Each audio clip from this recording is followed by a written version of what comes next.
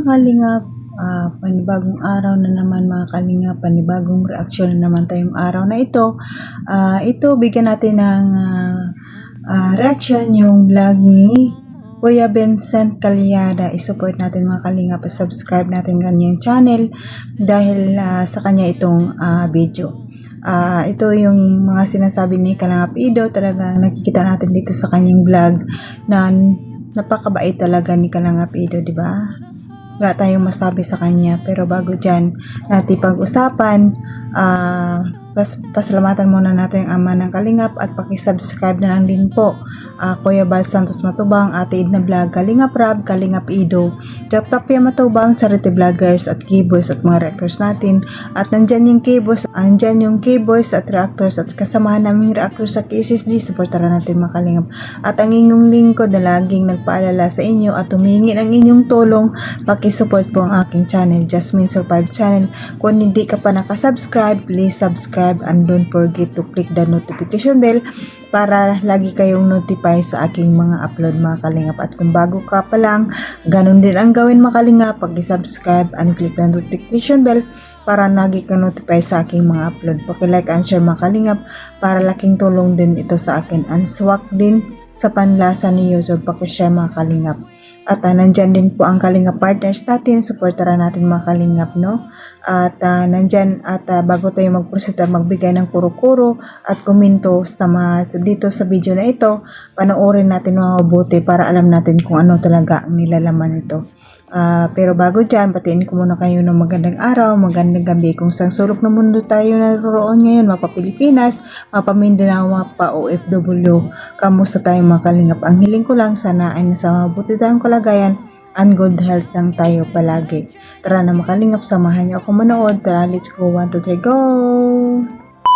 Bro, sa lahat na nangyayari sa iyo ngayon bro, ano yung pinagpapasalamat mo bro kay Lord?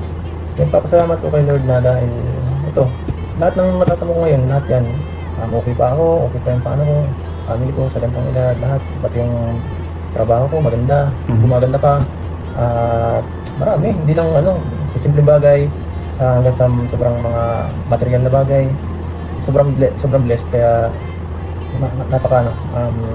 sobrang swerte ko, kung hindi kagaya ng ibang tao, nakakatulong pa, sobrang, ibang klase nga eh. Hindi ko talaga in-expect na magiging ganito maganda buhay ko. Siguro, binan na lang dito ni Lord yung binibigay kasi deserve siguro. Iwan kung ano. Pero ikaw gusto maging instrumento ko ng Diyos para sa ibang tao. Na biyahin ka, no? Or makatulong. Ganun. Talagang bro, yung talagang nasa lain nyo talaga din tulong talaga sa mga kababayan natin, Talagang sipag mo din talaga bro Hindi ewan kung hindi man ako talaga totally dati yung ganun magiging helpful. Siguro dahil sa pagsama-sama ko sa kanila, nakagawian na lang parang nadak mo na. Nadak ko na lang. Okay pala din ganito. Sige na. Parang sarap sa pakiramdam. Saka masarap sa pakiramdam makakatulong sa tao, bagong buhay ng tao. Yes. Yun talaga ang the best. Kasi sa pagtanda mo, lahat naman ang pinaghirapan mo. Although yung iba mananatili, pero pag nawala na rin naman eh. So, mahalaga yung mga bagay na talagang tatatak yung kung anong tingin sa ibang tao. Kaya mas masarap din mamigay kasi yun nga, pagka na bagong buhay nila, parang ikaw, si Edo, si ganyan, ganyan, magandang sa'yo. Feedback. Iba ka, may mabago kang buhay ng pamilya. So, edi sobrang ganda kasi nabigyan mo sila ng parang bagong pag-asa. Wow. Ganda baga. Masarap na talaga makatulong sa mga kababayan natin. Kaya yung iba ginagawa ko ngayon, yung iba makagraduate na. Wow. Yung iba, nice. nabigyan ng mga negosyo. Wow. Mga gagamitan sa negosyo, ganyan. At yun ay hanggang ngayon, nagagamit nila ay ibig sabihin talagang maganda effective yung ginagawa natin. Ikaw bro, tanong ko lang, pinanghinaan ka na ba na mag-vlog? Dati. Napapagod ka na din ba bro? Napapagod talaga ako kaso parang pag napapagod, siyempre hindi na bumubuhay sa atin, kaya isip ko hindi ako pwede mag-stop. Kahit paano hindi bumubuhay sa pamilya ko. Tapos pag nakikita ko rin siyempre yung iba kong tinutulungan na yan, parang kailangan talagang tulong. Kahit mabilis sa vlog lang, kahit hindi ko na talaga pinapaganda, basta may tulong lang din minsan. Saka, kung mapapansin mo, scramble naman ang aking vlog hindi lang basta matanda, bata, estudyante. Lahat mo tinutulungan bro? Walang specific na pagtulong akin. PWD man yan, ganyan. Basta abot mo saan makakaya, no? Kasi yun talaga pinakasating ko Deserve. Yung kaya kong tulungan lang, mas bali talaga. Hindi naman lahat kasi, hindi mo kaya tulungan lahat. Pili lang din, satihan lang din. So yun nga. Hindi mo talaga yabang, pero yun nga, yun talaga. baka isipin natin yung iba parang ano eh. Hindi gaya ba? Yung iba naman kasi, ganun talagang isip bro. Kaya yan natin yung mga ganun tao. Kaya tayo binibless ka ni Lord dahil sa kabaitan mo. Dahil namamahagi ka ng mga biyaya. Kaya tuloy mo lang bro kung anong gusto mo sa buhay mo, yung pagtulong sa mga kababayan. Sana nga mas lumagok pa para Mas malaki pa. maging maganda pa. Kasi yung akin, yung pabahay, parang hindi ko porte yan, hindi kaya parang ng budget ko, kahit pasabihin natin may mga sponsor tayo, hindi ganun kalaki yung nabibigay pa rin para magawa ko yung mga ganun. Sa ibang bagay ako bumabawi. Kasi hindi naman kaya lahat, hindi naman lahat para sa ganyan. Yan. Doon ako medyo kalanganin. Mga ganun. Kaya bilib ako doon sa mga ibang kagaya na kalingap na binako iba na kaya magpabahay kasi sobrang swerte naman nabibigyan ng ganun. Oo, pero mabigyan ng pabahay, ano? Tabira. Buong buhay minsan lalaanan niya ng tao. Tapos bibigyan lang sa'yo ng isang bilang buwan. Oo, kakabahay ka na, no? Instant ano ba di? Kumpleto pa sa gamit, ano? Yan, instant makitag ka na lang. Oo. Eh, masaya din nga ako bro na kahit ako pa paano nakapabahay mo baga. Kasi may mga sponsor mo bagang talagang ano. Pero sa ngayon wala na talaga. Hindi na katulad dati. Kaya siguro, bahala na. Bahala na si Lord kung hanggang saan ako dadalhin ng tadhana. Pero tuloy pa rin. Basta sabi ko nga pag nakarecover ang aking channel, matik yan. Tutulong ako sa mga kababayan natin. Kahit pa paano nga nakapag-charity pa din baga kahit mababa ang views. Tama yan bro. Tsiritsyaga lang. So yan bro, ano masasabi mo bro sa mga taong sumusuporta sa'yo bro? Ay, salamat At sa mga sponsor din. Salamat po sa walang sawang pagsuporta sa akin at sa mga tinutulungan ko po. Ito pong lahat na ito ay hindi ko i-claim na itong channel ko na sa akin lang kasi sa atin po ito kung saan. Itong channel ko Kalingap English channel natin kasi ano po ito, coordinated to dahil po ito sa ating lahat na pagsama-sama ng turo. Although ako lang pinaka-isip ng para mag-work yung channel. Yung mga sponsors, yung mga viewers dahil po sa inyo kung bakit tayo nakakapagpatuloy. Salamat po. Yun, God bless you bro. Tuloy lang tayo. God bless. Thank you po. Mga kalingap, for today's video is ito yung vlog ni Kuya Vincent Calyada, pag-support po mga kalingap, no? Ito yung konting pahayag ni Kalingap Ido, no? Tungkol sa kanyang channel, no? Sabi niya nag-umpisa nga siya dati higit pa 1 taon bago siya nakapag-vlog kasi siyempre hindi daw madali, no? Kung wala ka talagang financial sa pagsa-charity, mahirap talaga mga kalingap. Ang mga sponsor bonus na lang po yun kung mayroon man talaga.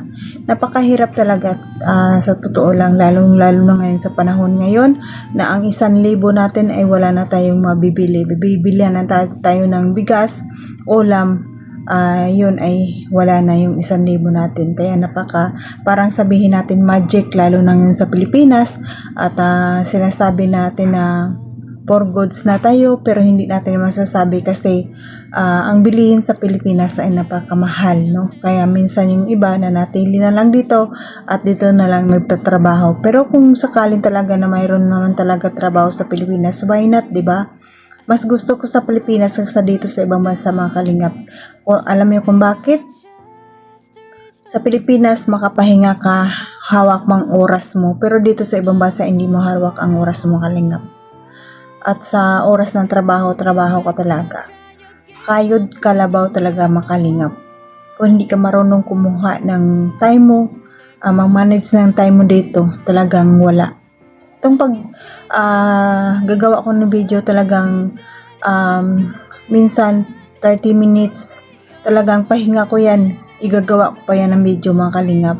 Yun din ang pagpapacharity mga kalingap, kailangan tiyagaan, no? Ganito din ang paggawa ko ng video, tiyagaan talaga, wala man gaanong views pero maiipon at maiipon din yan makalingap, kaya tiyaga lang tayo hanggang tayo ay makaahon sa hirap. Yun din ang sabi ni Kalingap Ido, tiyagaan lang talaga ang pagtsatsarit, no? Kaya pinagbubutihan niya talaga ang kanyang channel na sabi niya nga hindi lang para sa kanya kundi para sa lahat, no? Kaya napakabait talaga ni Kalingap Ido, wala tayong masabi sa kanyang kabaitan. Pero sa mga sinasabi ng iba na ilalab team pa siya, parang malabo na mga kalingap, malabo na maging love team niya si Bridget kasi sabi ni Kalingap Rob hindi na nga pwede, no? Kasi kailangan gusto niya ng si Kalingap Ido magkaasawa, kaya malay natin, 'di ba? Pero hindi man tayo magsasabi, malay natin pumayag naman, pero sa akin lang mas mabuti na si Kalingap Ido ay mag-charity na lang. Huwag nang ay love team kasi ang hirap, no? Sa nadaanan niya ngayon, 'di ba? Napakahirap. Kung hindi dahil kay TQ, maganda sana, wala sanang problema, no? Kaya, ayun nga, gumawa siya ng channel dahil ayaw na siya sa Kalingap, kaya na siya nagpatulpo. Ayan na ang nangyari, mga Kalingap, no? Napakalaking damage ang ginawa ni TQ, ni Ining, no? Hindi natin talaga makalimutan yan, no? Bawat vlog natin, bawat ano natin, ano tayo, pumpasok talaga sa isip natin si Dalaga, no? Kaya may napanood ka ako sa video, todo talaga pasalamat niya. Ano kaya ang pinakain ni Kapiso sa kanya, no? Talagang todo pasasalamat niya, pero hindi niya laman lang maisip ang tumulong sa kanya at gumanda yung buhay niya at nagkaroon ng magandang bahay. Pero yun ang hindi niya naalala. Pero sa Kapiso, grabe ang kanyang pasasalamat, mga Kalingap. Pero wala tayong magawa, choice na yan eh. Ang antay talaga ang pipiliin niya. Kaya marami nagsasabi, ungrateful talaga. Kahit ako, sabi ako, ungrateful talaga. Kaya dito na tayo kay Kalingap Ido, suportahan natin siya ng mabuti at suportahan pa rin, the more pa na dinadown silang tao, the more pa natin siya suportahan kasi nakita natin ang kanyang kabutihan at kabutihan ng kanyang puso, no? Kaya suportahan natin. At saka si Kuya Vincent, suportahan natin, mga Kalingap. Kaya hanggang dito na lang aking reaction, mga Kalingap. Pakis-like and share, mga Kalingap, para suwak sa panlasa ni YouTube itong aking channel na ito na maliit pa. Pakitulong naman ng Kalingap, pakisupport. Nandyan si Kuya Bal sa atin na si Kalingap Rab, supportahan pa rin natin hanggang dulo, mga Kalingap. Hanggang dito na lang. God bless at all and God bless, mga team Kalingap. Bye bye!